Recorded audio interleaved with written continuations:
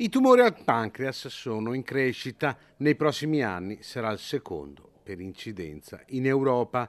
In Italia questa malattia colpisce più di 14.000 persone l'anno.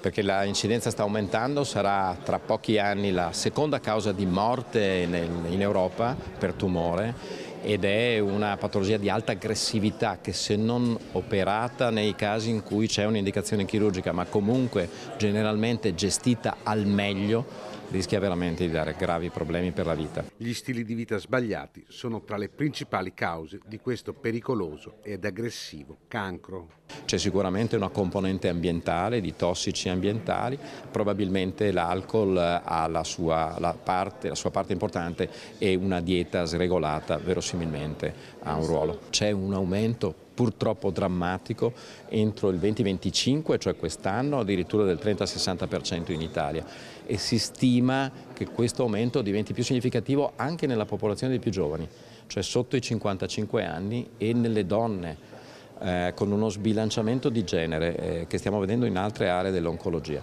Quindi non voglio dire un'emergenza, ma certamente una delle aree critiche dell'oncologia del futuro. Nel 2024 sono state eseguite 100 resezioni pancreatiche dall'equipe del professor Cillo, con un incremento del 30% rispetto all'anno precedente.